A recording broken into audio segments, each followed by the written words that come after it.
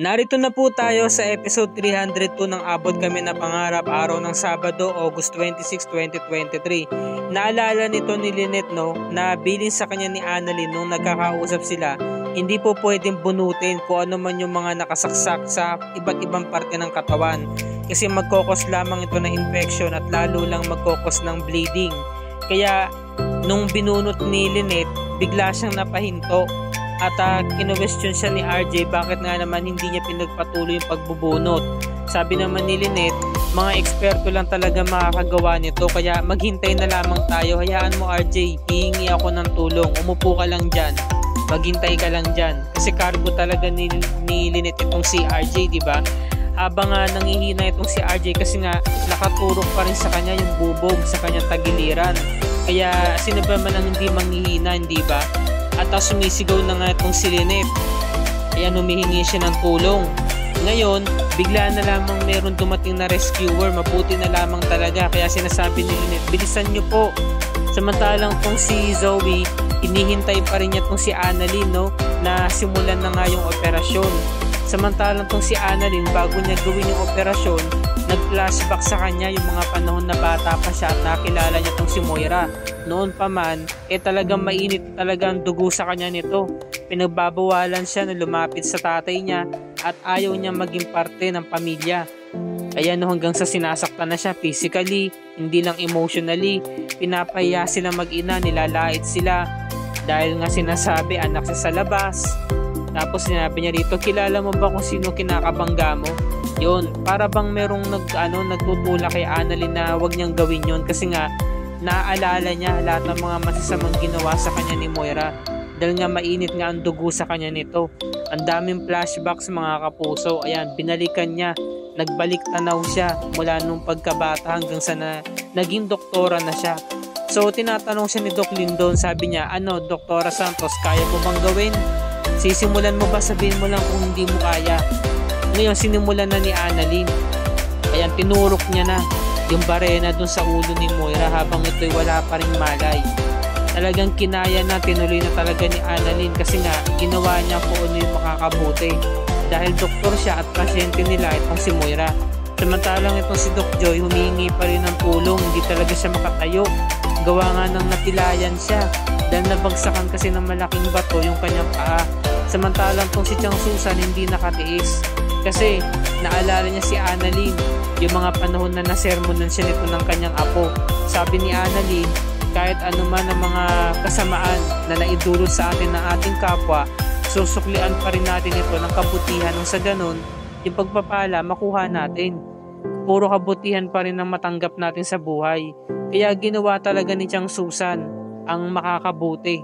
Alang-alang lamang sa mga payong ibinigay sa kanya ng kanyang apo. Dahil sabi nga ni Annalyn, kayo nga, Lola Susan, di ba? Naging masama kayo kay nanay, pero anong ginawa ni nanay sa inyo? Nagpamalas pa rin siya ng puro kabutihan. Siguro walang mangyayari kung ang gagawin ni nanay ay maghiganti rin sa inyo. So natauhan dun si Chang Susan.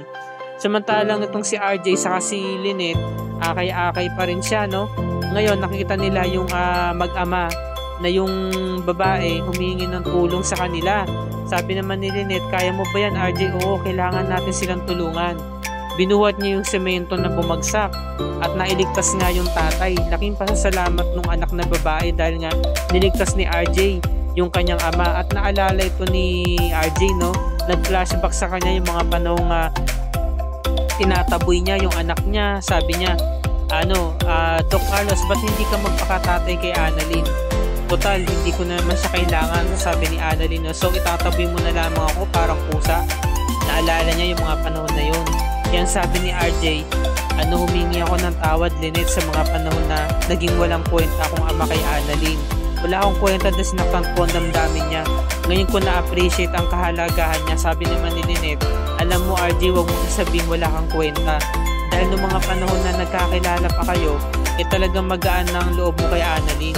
Yun ang sabi ni Lynette, Kahit naman nung nalaman mo na anak mo siya, hindi ka nagdalawang isip na tanggapin siya. Close na close talaga kayo dati. Samantala, successful na ang operasyon ni Moira. Nagawa ito ni Annalyn, talagang nakahinga siya ng maluwag. Kitang-kita mo sa mga mukha ni Annalyn yung pagod at yung mukha ng nakaraos. Sobrang laki ng pasasalamat ni Zoe kina Doc Lindon. Sabi niya, Doc Lindon, maraming salamat. At Doc Annalyn, maraming salamat sa'yo. Utang ko sa'yo lahat. Kahit na masama ang mami ko sa'yo, kahit alam kong marami siyang kasama na ginawa sa'yo, tinulungan mo pa rin siya, hindi ka nagdalawang isip. Sabi ni Annalyn, no, ginawa ko lang ang tama at kung ano ang makakabuti, Zoe. So lumapit si Zoe, niyakap niya yung kanyang stepsister at nagpasalamat siya ng sobra. Sabi niya, babawi ako sa'yo, Annalyn. I'm so sorry sa lahat ng mga nagawa ko. Samantalang ito namang si Lynette, sinabi niya na hindi naman talaga nagbago yung paningin mo kay Annalyn dati. Dahil noon pa man, tinutulungan mo siya. Alam mo, yung tinago mo nga, yung binigay mong ballpen sa kanya, hanggang ngayon tinatago pa rin niya yun. Kasi idol ka niya, ikaw ang inspirasyon niya kung bakit naging neurosurgeon siya. Kaya nagbago lang naman to nung nawalan ka ng alaala. Kaya huwag mo sabihin na wala kang kwentang ama. At humingi na rin ako ng tawad sa'yo dahil kung ano mga masakit na salita na mga nasabi ko sa'yo. Pagpasensyahan mo na ako, RJ, yun ang sinabi ni Lynette. Ngayon, nasabi naman ni RJ, kailangan na natin makalabas dito. Samantala, dumating na yung mga rescuers at natagpuan na nga nila itong si Zoe, no? Sina Zoe. At sabi ni Zoe, kailangan natin dalhin sa ospital ang mami ko. Samantala, tumayo na rin itong sina Annalyn at sabi niya kay Doc Lindon, pinaalala niya, no, na yung mga bata nga pala nandun sa kabilang floor. No, so sabi naman ni Lindon, saglit lang po, babalik po kami dito. Kukunin lang namin ng mga bata. Nung inakyat na nila yung mga bata, ayan, naialis na nila. So naiwan nung bata yung manika niya. Samantala itong si Doc Joy, laki ng pasasalamat niya kay Chang Susan kasi nga nasa ambulance na siya ngayon at binibigyan na ng first aid. Sabi naman ni Chang Susan, ginawa ko lamang ang tama, no? Kundi dahil kay Annalyn, siya lang kasing naisip ko.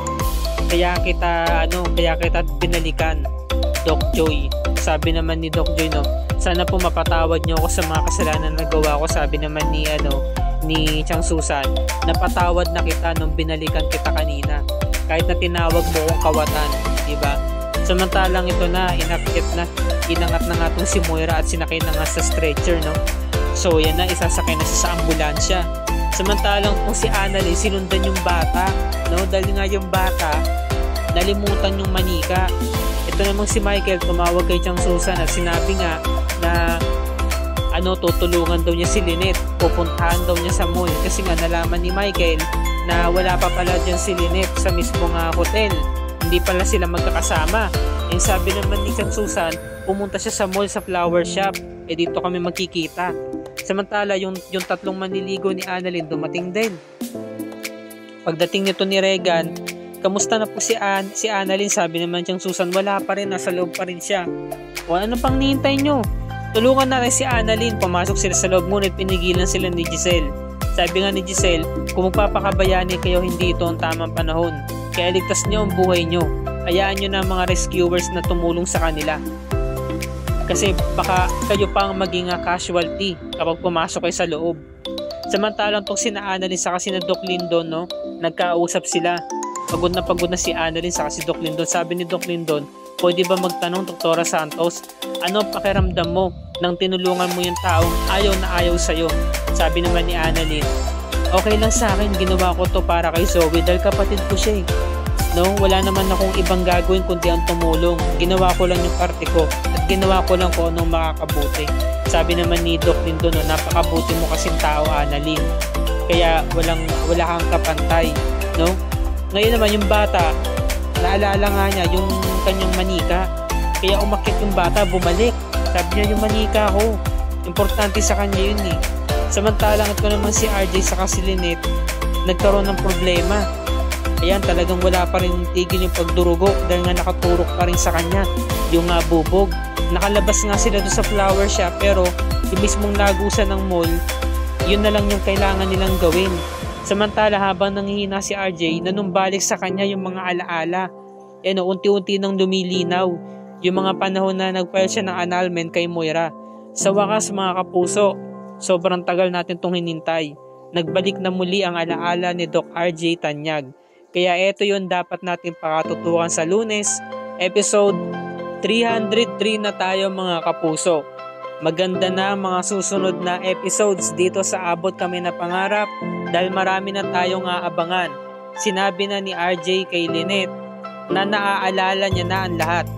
Sana nga magtuloy-tuloy na ito mga kapuso at para lalo nang gumanda ang buong istorya. Kaya wag natin itong palalagpasin. August 28, 2023, araw ng Lunes, episode 303 na tayo mga kapuso. At dito naman nagtatapos ang ating review and recap para sa araw na to.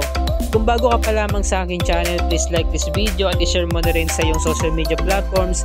I-hit mo na rin ang subscribe button with notification bell icon para lagi ka updated sa mga episodes ng Abot Kami na Pangarap and other GMA shows tulad nito. Happy weekend sa mga kapuso at maraming salamat sa inyong panonood. God bless everyone.